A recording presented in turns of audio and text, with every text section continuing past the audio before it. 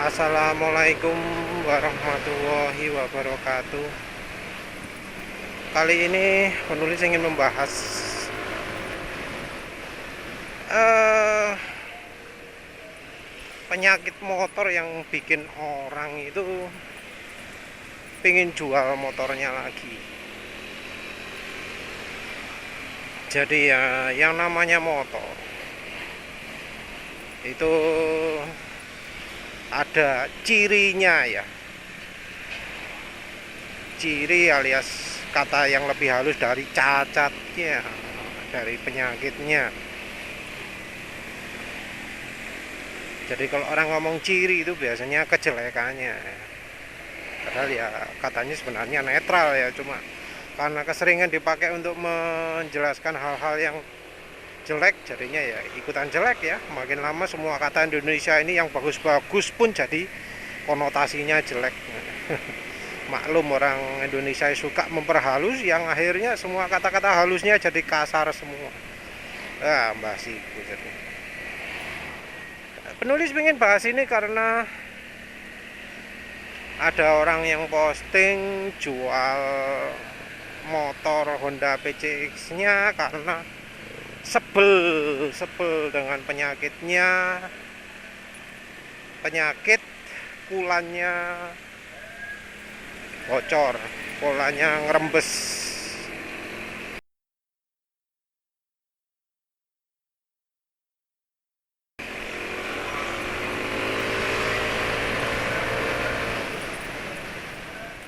Jadi kulan ngerembes ini beneran terjadi, dan katanya karena males ribet ngurusi, mau komplain bolak-balik ke bengkel,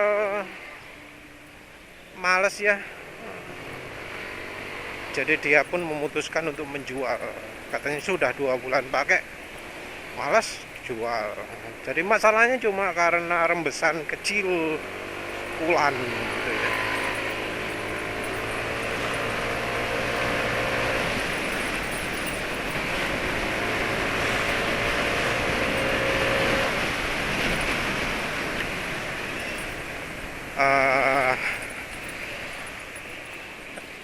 Mungkin karena saking sumpeknya ya. Katanya kan motor itu beli tujuannya biar mengurangi kerjaan. Nah, motor lama itu kan sering ke bengkel. Nah, motor baru kalau sering ke bengkel ngapain beli motor baru gitu loh. Alasannya itu juga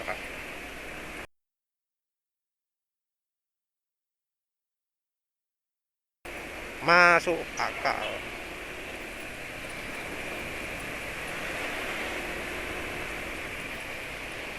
Penulis sendiri pernah mengalami ya, jengkel seperti itu, sampai pingin jual motornya lagi. Di Honda Beat yang bikin jengkel suara mesin cik kasari gitu.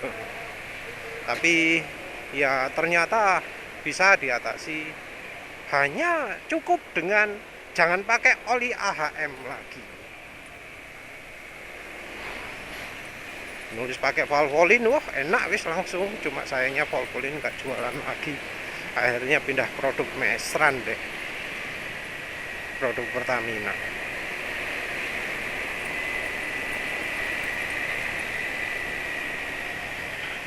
Karena bisa diselesaikan ya wis berhenti niat jualannya. Motor berikutnya adalah Suzuki Next 2. Suzuki Next 2 ini kena cacat produk ya. Motornya nggak bisa ngecas. Wah wis, sudah dibawa ke dealernya. Dealernya ini sok kemeruh, salah solusi. Jadi mekanik bengkelnya sok keminter, diajari gak gelem, ngeyel. Dipaksa-paksa disuruh datang ke pusate ya wis, asli pingin jual motor waktu itu.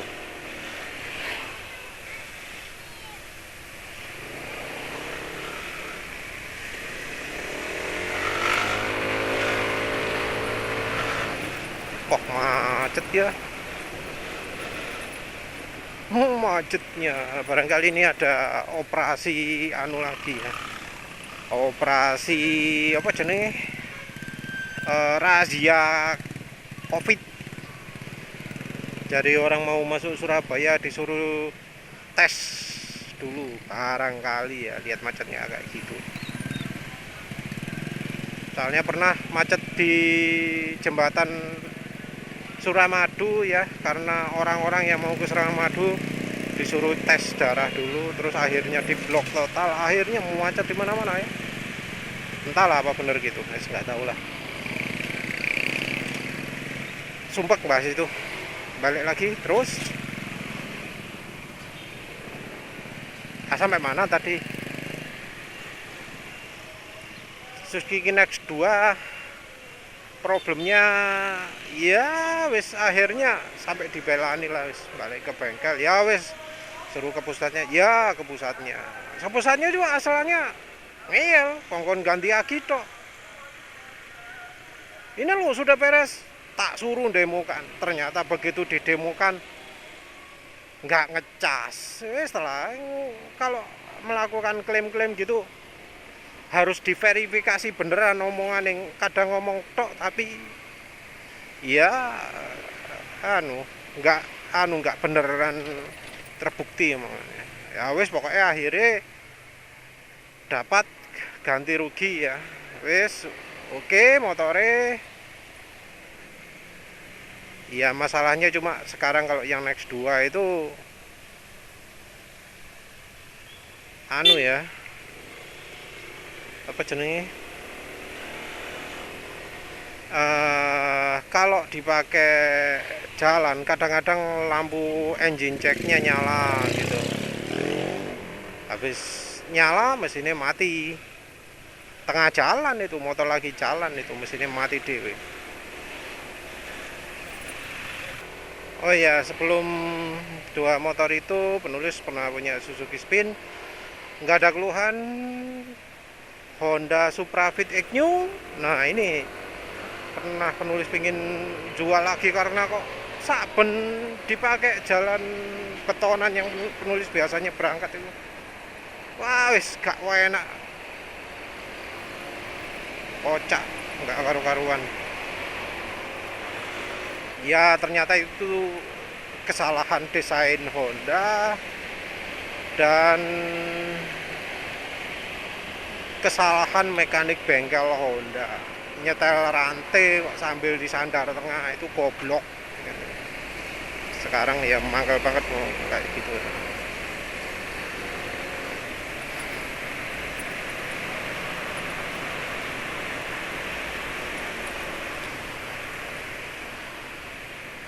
Itu aja sih kalau yang sebelumnya.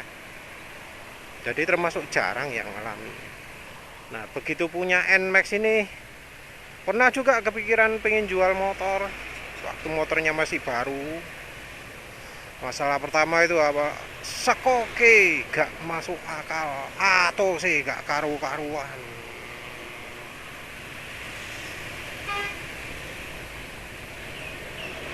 Satu itu, terus akhirnya masalah suspensi ini nemu ya, penulis juga kasih ultimatum, gak tuku suspensi maneh didol maneh motore ke istri ya.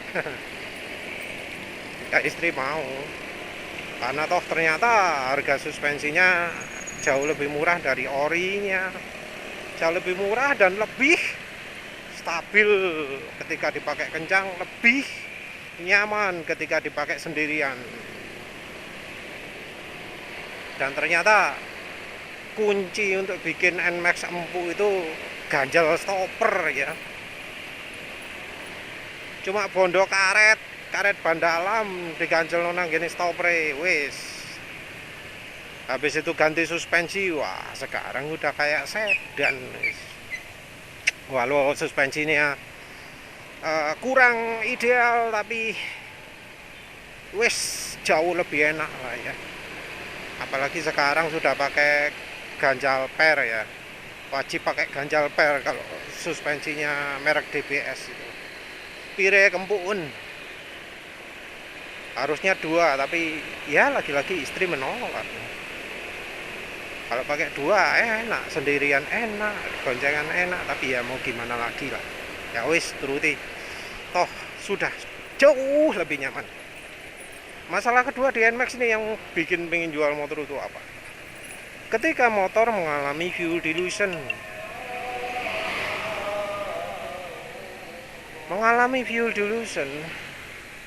Pertama sih penulis nggak tahu, penulis pikir Yamaha sih lumayan, tapi ternyata wis tak elek-elek oli Yamaha itu levelnya sama dengan AHM MPX 2. Di spek ngomong olinya 10W40, tapi kok nggak layak. Ya wis akhirnya penulis memutuskan ganti oli. Lagi-lagi karena oli.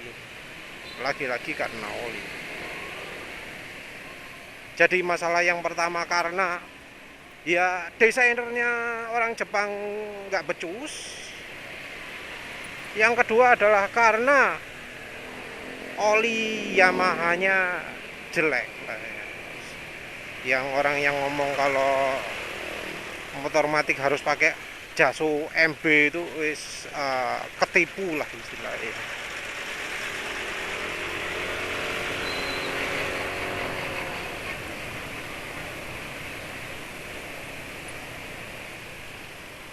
Karena masalah oli lagi, ya akhirnya sulit untuk protes. Apalagi nggak bisa ngeklaim garansi. Katanya garansi mesinnya ini mengalami fuel dilution. Diomongnya apa sama orang bengkelnya? Normal mas, normal.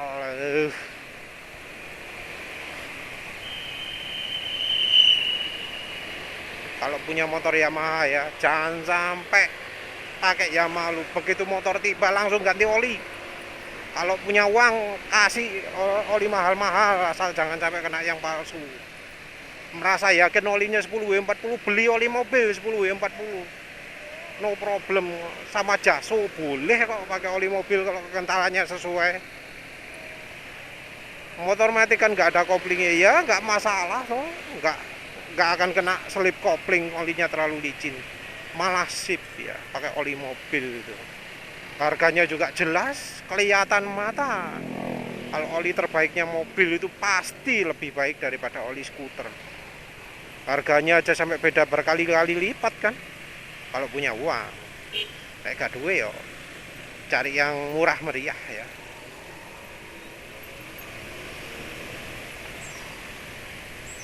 Itu yang bikin penulis pingin jual motor, karena habis kena fuel dilution, oli motor cuma tahan 500 km tok. Wah, wis pusing itu. Habis pakai oli yang kental pun nggak bisa awet-awet banget dia. 750 wis mulai kasar gitu. Makanya penulis coba bermacam cara. Pinginnya pertama bore up sekalian. Soalnya ganti cuma ganti silinder dan pistonnya tok, gak ditingkatkan, rugi. Regane podo sama saja harganya antara paket bore up dengan paket gak bore up gitu. Kalau sepaket silinder sama dinding piston, mau asli ya mahal lagi, ya enggak lah, wis terbukti ringkih kok. Mau pakai R15 sama aja, R15 pun kena penyakit fuel dilution. Ngapain niru-niru motor yang sama-sama penyakitan? Ya kalau di R15 nggak kena fuel dilution, penulis pasti ya no problem pakai punya R15. Tapi buktinya kena, ngapain? Kalau penyakitnya fuel dilution itu ya pertama silindernya sekarep ya. Kalau yang bagus pakai Nikasil. Yang pistonnya jangan yang forget ya, pakai yang casting. Yang beli paket-paket bore up luar negeri yang impor-impor justru forget semua. Ya, ya resiko sendiri kalau masih mengalami fuel dilution ya motor, karena ya dari sistem pengapiannya juga kan.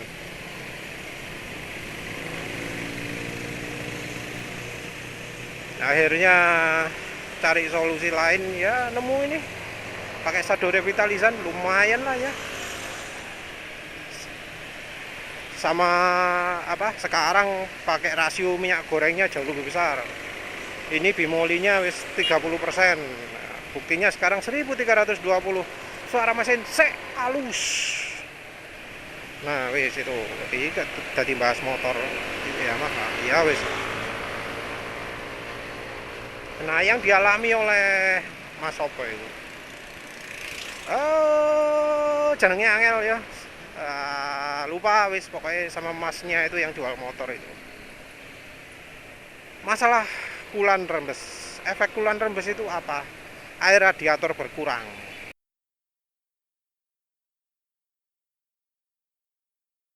Jadi kalau contohnya Mas Ahmad Sopo itu ya, dia mengalami hal yang sama. Motornya mengalami rembes juga. Dan dia sudah pernah ganti water pump. Nggak tahu ini bayar atau gratis, nggak tahu ya. Sudah ganti water pump di bengkel resmi. Saya ngerembes, saya tetap ngerembes.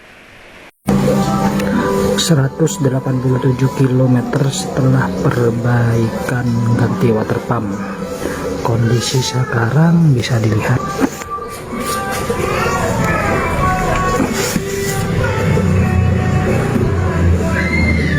Nah, bocor lagi, rembes lagi. Kalau kata orang MPM Surabaya normal katanya, kalau cuma rembes ya bisa dilihat nanti.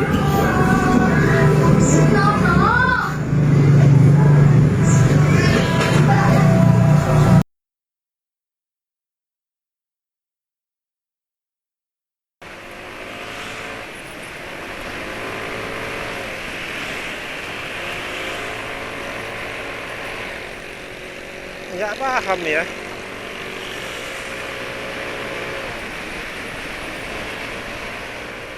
Jadi katanya itu dari ahas Surabayanya sendiri, wis gak iso lapo-lapo, wis dianggap oh normal mas, normal. Kalau PCX 160 itu normal, radiatornya rembes kayak gitu, gak berbahaya mas. Airnya berkurang kan itu, air radiatornya, kulannya berkurang. Jadi ya 3/4 lah setelah pemakaian 2000 km. Katanya normal mas, normal gitu katanya, ceritanya gitu.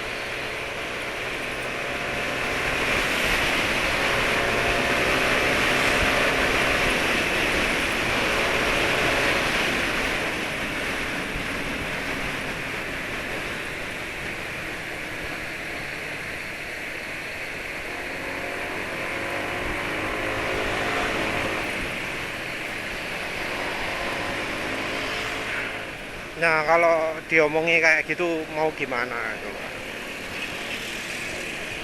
Motor kulannya cepet habis. Jadi tiap 2000 km nambahi kulan. Ya sebenarnya nggak masalah sih ya. Daripada kayak penulis gini sebelumnya 1000 km ganti oli. Lebih ribet ya kayaknya. Entah ya. Ribet nggak ganti apa, nambahi air radiator di PCX itu.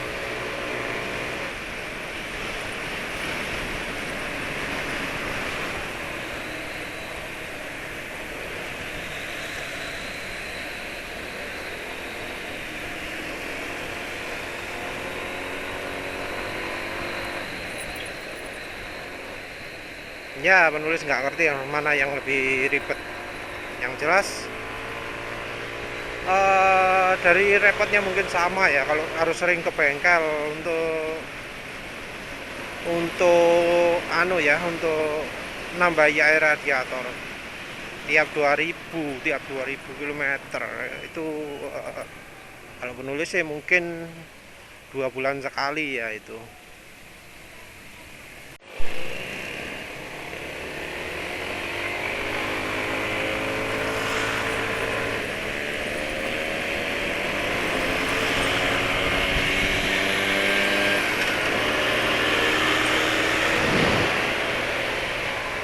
Itu Vespanya agak kurang sehat itu. Entah kenapa itu, mungkin pengapiannya mungkin ya. Vespa itu mesinnya apa? Enak tuat. Penulis pernah punya skuter soalnya. Itu harusnya pakai bensin premium pun bisa. Tapi ya mengalami seperti itu kayak masalah. Mesinnya kalah sip karo bajaiku ya.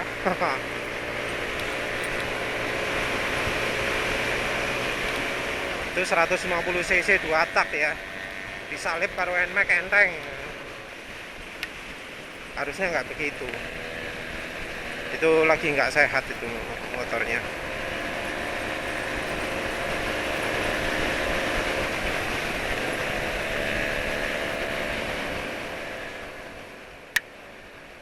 Ya apa, sampai mana tadi?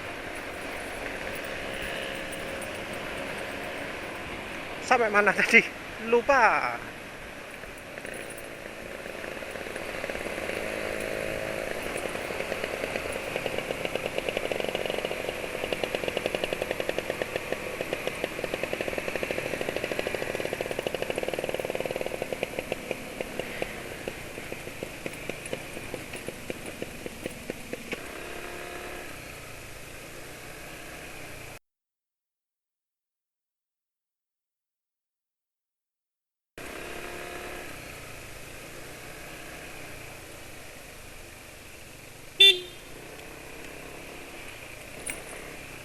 Yang jelas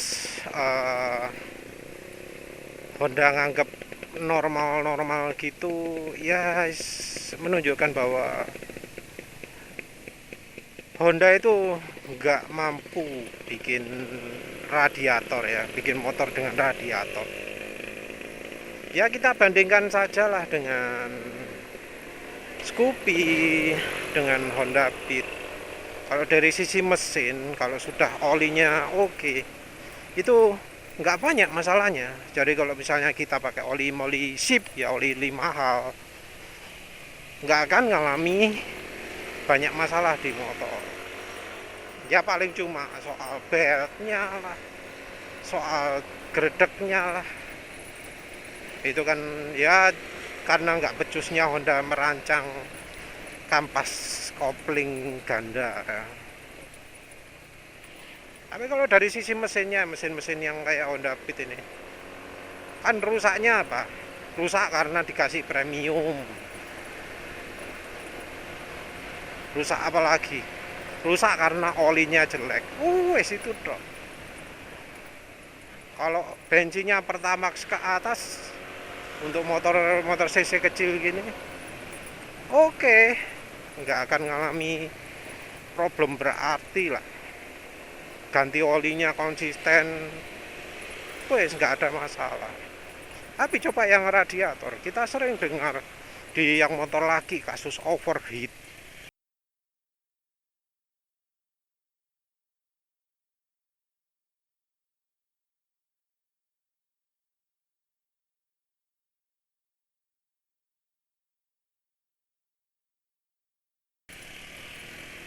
Perasaan penulis nggak pernah dengar Honda Verza yang nggak ada radiatornya itu mengalami overheat. Tapi motor yang pakai radiator kok bisa mengalami overheat? Itu ciri Honda nggak becus bikin motor pakai radiator. Penulis juga pernah dengar PCX overheat, Vario overheat. Itu sama masalahnya. Nggak becus. Dan yang nggak becus bukan cuma lokal bukan cuma ahli lokal, yang Jepangnya sana juga nggak becus. nggak becus milih oli, nggak becus milih kulan, nggak becus desain suspensi, nggak becus desain radiator. Jadi masalahnya di Honda PCX 160 kan mestinya sepele toh. Sepele lah, wong cuma soal merembes. Merembes itu gara-garanya apa sih? Satu, soal tekanan. Dua, soal eh, apa namanya, sealing, apa eh, apa jenenge bahasa Indonesia ini saya enak, soal seal itu apa, pembuntuannya kurang bagus, apa mekanisme pencegahan bocornya kurang bagus.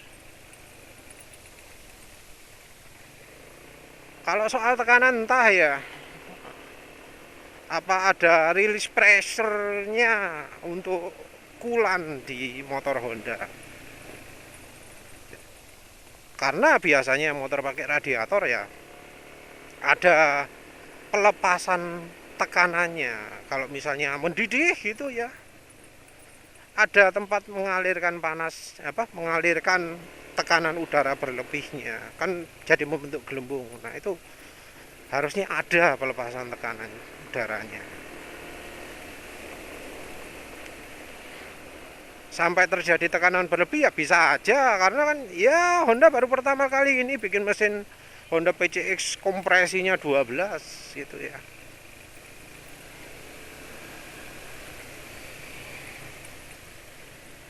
Terus selain itu soal pelapisan, soal seal. Nah, seal ini biasanya yang mudahnya kan cuma dirapeti tok toh. Kenapa kok nggak bisa? Tapi gitu sampai bikin jengkel orang jual motor. Ya mungkin bisa jadi itu gejala awalnya. Gejala-gejala berikutnya merembet kemana-mana ya bisa sih ya. Ya maklum lah, daripada repot-repot kemana-mana. Walau ya sebenarnya bisa aja sih, tiap 2000 km nambahi air, 2000 km nambahi air. Tapi kalau yang pengen motornya awet ya menyakitkan hati juga. Terima kasih sudah menonton. Assalamualaikum warahmatullahi wabarakatuh.